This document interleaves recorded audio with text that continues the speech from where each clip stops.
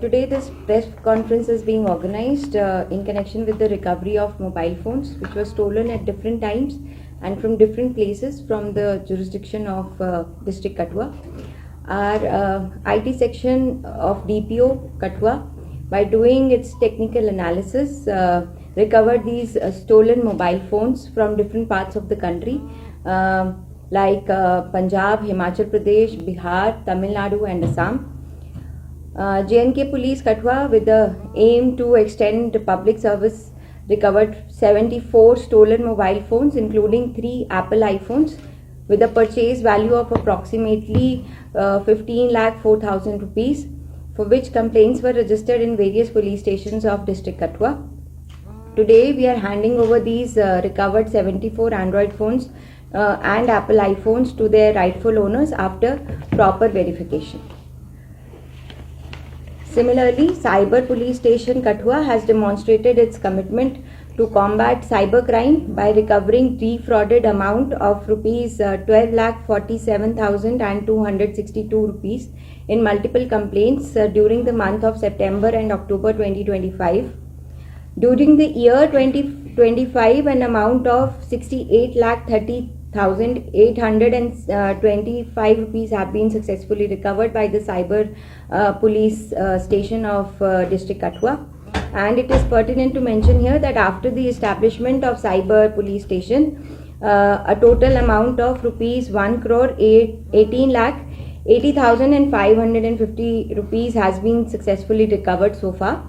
District Police Kathua once again appeals to the general public to remain extra cautious and vigilant and report promptly to the Cyber Police Station or visit National Cyber Crime Helpline number or lodge their respective complaints on the official website, which goes by www.cybercrime.gov.in if any suspicious call or online cheating is noticed.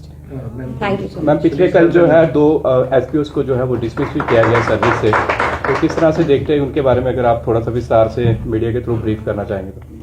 देखिए, जितना उसके अंदर हमारा media के channels में चल रहा था ऑलरेडी उतना ही हम रिपोर्ट करना चाहेंगे। There is nothing more to add on to it.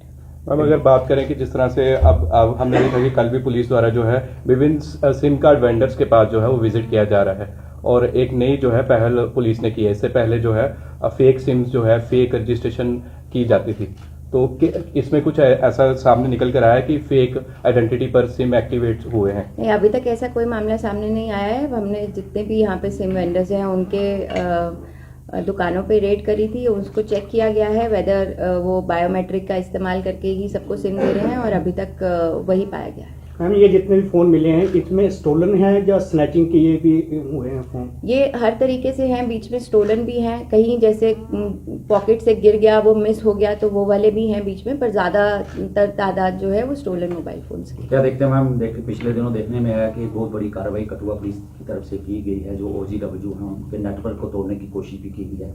क्या देखते हैं, कितना बड़ा प्रहार देखते हैं? देखिए, ये एक ऑनगोइंग एक्सरसाइज है, पूरे कठुआ के अंदर हो रही है। इसके अंदर कई सारे OGWs, कई सारे ऐसे जो पाकिस्तान में बैठे हुए हैं और उनके परिवारजन यहाँ पर हैं, उनके घरों पे, जितने भी रिलीज्ड मिलिटेंट्स हैं उनके घरों पे ये छापेमारी लगातार चल रही है और आगे भी चलती रहेगी। ये नेटवर्क को डिसमेंटल करना तो डिस्ट्रिक्ट पुलिस कठुआ की सबसे प्राथमिक जिम्मेदारी है और उसी के लिए सभी टीम्स जो है वो लगातार काम कर। क्या कहना चाहते हैं ऐसे लोगों से जो इस तरह की कार्रवाई? डिस्करेज ही करना चाहेंगे कि अगर कुछ भी ऐसा उनके पास अगर मिलिटेंट आते भी हैं और वो उनसे ज़ोर ज़बरदस्ती से खाना मांगते भी हैं तो उनको रिपोर्ट करना चाहिए इमीडिएटली, ताकि हम अपनी कार्रवाई को है वो जल्दी से जल्दी अंजाम दे सकें। मैम, क्या देखते हैं, अभी आपने विजिट किया है लोहाई मनार और बनी एरिया का भी, तो काफ़ी पिकर्स थी ऊपर, जैसे SOG की थी, बहुत से गले थे, चूर गला है, चतर गला है, तो उनको फिर से एस्टेब्लिशमेंट करने की क्या जरूरत पड़ रही है? तो क्या उम्मीद फिर से कुछ कर रहे हैं, क्योंकि ऊपर वाला जो मॉडल्स हमारी जो SOG जितनी भी डिस्ट्रिक्ट पुलिस में ऑलरेडी एस्टैब्लिश्ड हैं वो काफ़ी अपना अच्छे से कारकर्दगी से काम कर रही हैं और जो मेरा विजिट था वो उनसे मिलने का था और उनको मोटिवेट करने का था एंड वो काफ़ी मुस्तैदी से अपना काम कर रहे हैं। वो एरिया सारे जो आपने नाम लिए वो ऑलरेडी कवर वो करती हैं, LRPs निकाल के कैसो लगा के, वो ये वाले हमारी लगातार SOG इसके अंदर काम कर रहे हैं। जैसे एसपीओ दोनों को डिसमिस किया है तो उसी एरिया से वो बिलोंग करते हैं, तो आई थिंक तो कुछ और भी मॉड्यूल्स होगा जो ऑपरेटिव होगा वहाँ। अगर आगे कुछ ऐसा होता है तो वो आपको हम इन्फॉर्म कर ही देंगे। मैम क्या देखते हैं, एक तरफ OGW और दूसरी तरफ अगर देखें तो डॉक्टर्स भी जो है इसमें शामिल हो रहे हैं। एंटी सोशल एलिमेंट्स हम कहेंगे, AK-47 जो है आदिल नाम के डॉक्टर से मिलती है, और फरीदाबाद में जो है 300 किलो RDX भी पकड़ा गया है। तो क्या देखते हैं इनके जो मंसूबे हैं किस तरह के जम्मू कश्मीर में अशांति का माहौल फैलाने के हैं? देखिए, जम्मू कश्मीर पुलिस हमेशा से इन मॉड्यूल्स को बस करती आई है, आगे भी करती रहेगी। तो जो भी डॉक्टर हो या कोई भी इस तरीके के लोग जो भी एंटी सोशल एलिमेंट्स रेडिकलाइज होके बन जाते हैं तो वो पकड़े ही जाएंगे। कहीं बच नशा के जा नहीं तस्करी को सकते। लेकर लगातार कठुआ पुलिस पकड़ रही है, नशा तस्करों को पकड़ रही है। तो इस तरीके से आने वाले समय में आप जो इस धंधे में अगर लिपित हैं उनको आप क्या संदेश देना चाहेंगे? जितने भी इस धंधे में NDPS की पेडलिंग वगैरह के अंदर जो भी लोग ये करते हैं उनको सख्त से सख्त कार्रवाई उनके ऊपर होगी। और जब तक हम उसकी तह तक नहीं जाएंगे, उसके बैकवर्ड फॉरवर्ड लिंकेजेस भी हम पकड़ेंगे और उनके अकाउंट्स फ्रीज किए जाएंगे, उनकी प्रॉपर्टी अटैच की जाएगी। ये सारी कार्रवाई लगातार जारी रहेगी। मैम, जब भी रिकवरी एमुनिशन की हुई है अदर स्टेट्स में और हमारे कश्मीर में भी जैसे एमुनिशन है, गेटवे ऑफ जम्मू कश्मीर जो है मोस्टली ये हॉट बेड पे रहता है, क्योंकि जहाँ से केवल ट्रांजैक्शन भी होती है, मूवमेंट भी होती है।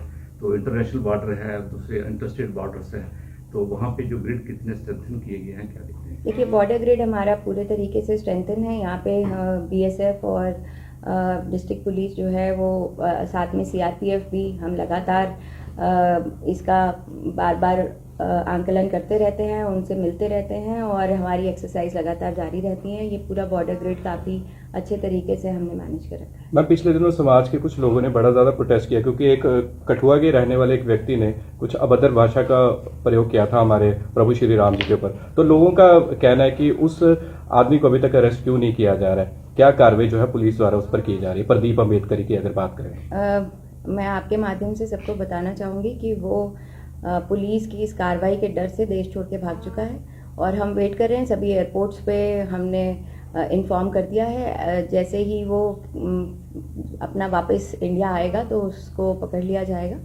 एंड उसके ऊपर जो स्ट्रिंजेंट एक्शन होना चाहिए वो आप सबको कुछ ही दिनों में देखने को मिलेगा।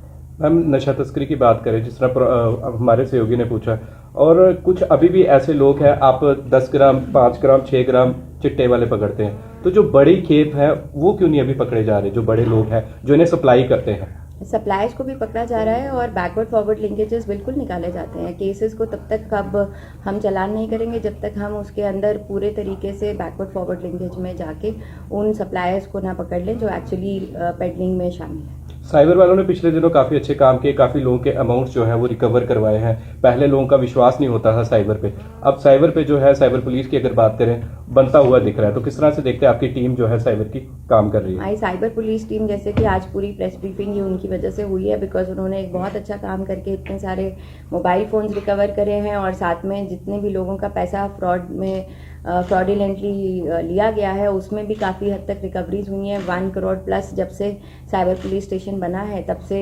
1 करोड़ से ज़्यादा की डिफ्रॉडेड अमाउंट को रिकवर करके लोगों को वापस पहुंचाया गया है। तो ये काम आगे भी ऐसी तरीके से जारी इसमें मैम के ऑनलाइन लोग कंप्लेंट रजिस्टर करवा सकते हैं, क्योंकि मोस्टली जी बिल्कुल, वो जैसे मैंने बताया कि वेबसाइट पे भी करवा सकते हैं और हमारे हेल्पलाइन नंबर है उसके ऊपर भी करवा सकते हैं।